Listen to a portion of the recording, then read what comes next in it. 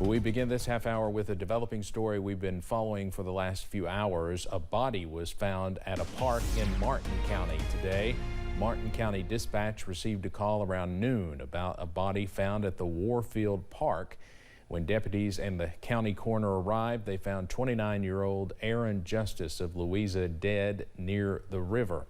Officials say the case is still under investigation, but no foul play is currently suspected. There's no foul play suspected. We're just waiting on some toxicology report stuff this time.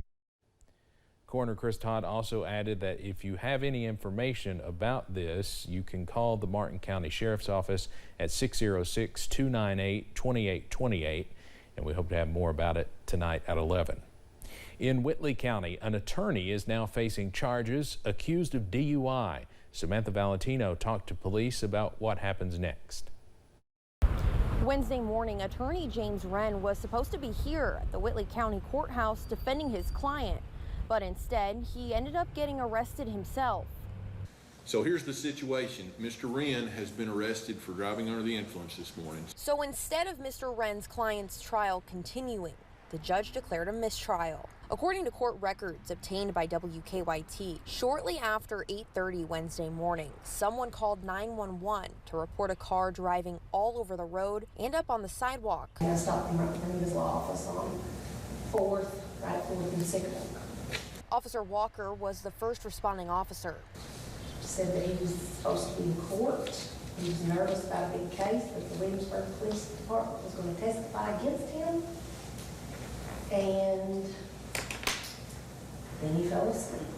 At that point, Officer Walker called the department's drug recognition officer to the scene. That officer, Assistant Chief Brandon White, conducted field sobriety tests. When he did the one-legged stance, he fell over, and I actually thought I was going to catch him. Wren was arrested and brought to Corbin Hospital for testing, where he submitted to a chemical test of his blood. Those results are still pending, according to the Williamsburg Police Department. Wren told the News Journal he believes he was targeted and his arrest was, quote, politically motivated. There's absolutely nothing that our department or anyone in this department has that is politically motivated towards this arrest.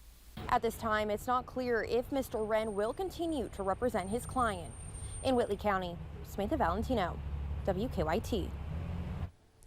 A former Bell County Detention Center deputy jailer has been charged with the rape of an inmate. 34-year-old Joshua Berry was charged with rape after police say he raped a female inmate in August of 2016. State police say Berry was in charge of transporting inmates to and from the Bell County Courthouse. The incident is believed to have occurred in an elevator at the Bell County Detention Center.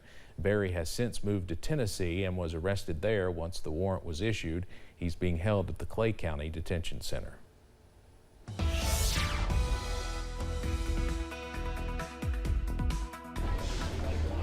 Sunshine making a comeback this evening here in downtown Pineville as the Kentucky Mountain Laurel Festival's second evening has turned a bit chilly for many out here. Some folks ran and got their jackets when the rain started falling just a few minutes ago, and we continue to watch sunshine just about everywhere else. Here's the view from Pikeville Medical Center, where the sun is still shining completely at this hour. Plenty of sunshine out there.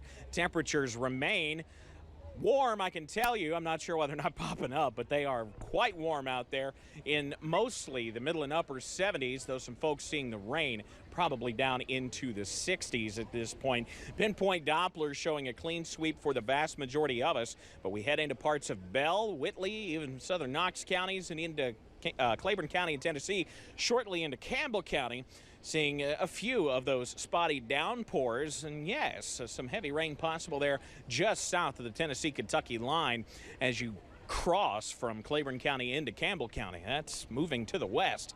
Soggy at times this weekend. Some of us could see those showers totaling up to more than an inch or even more than 2 inches of rain in some spots. Best chance for that in far southeast Kentucky, but I think we all have a shot at some showers. The details on best opportunity coming up in a few minutes. Steve? All right, Evan, thank you.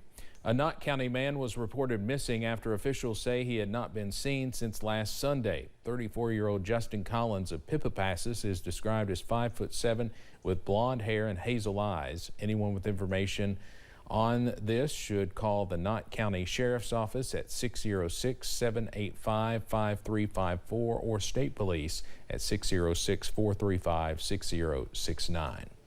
This past Sunday, a major fire destroyed Crow Tire in Hazard, but now the business has found an old but new location.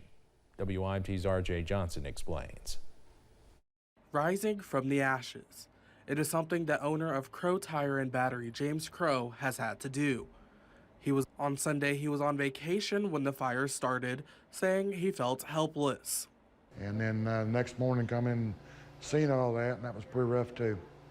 As we sit on where we was at, just actually sit there and looked at it on Facebook and stuff, and people calling and messaging, you know. However, Crow says the business has now relocated to its original location on Allays Road.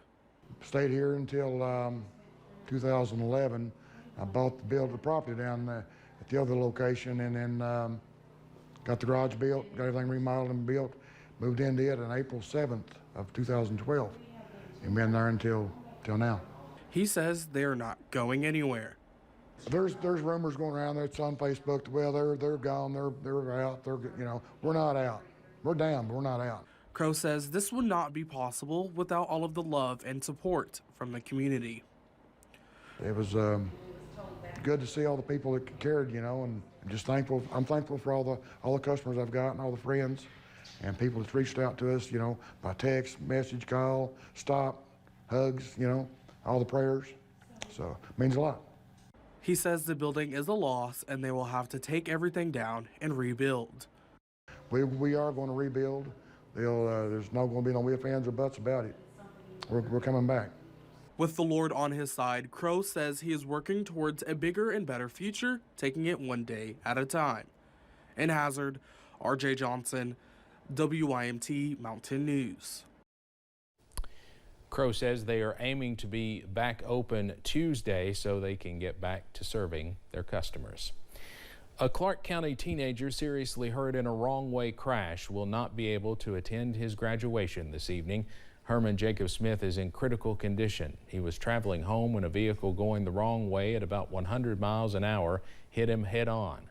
George Rogers Clark plans to honor Smith by sending 2 faculty members to walk on stage with a picture of him accepting his diploma on his behalf. Lieutenant Colonel Krupp will have a picture of Jacob in his uniform. They've also asked another one of his favorite teachers, Miss Greenwell, to be a part of this. GRC will also honor him by placing his cap and gown in the seat he would have sat in. Keene also says the school will be there for him and his family every step of the way for as long as it takes. Buckhorn High School's graduation in Perry County is going on right now. This is a historic graduation for the school as it marks the 120th graduating class.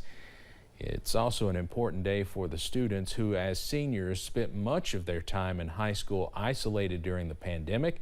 And just as the students were gearing up for their senior year, they lost their school. Lieutenant Governor Jacqueline Coleman is expected to speak at the graduation tonight after the flood last year, and WYMT's Keaton Hall will have more from Buckhorn at 11.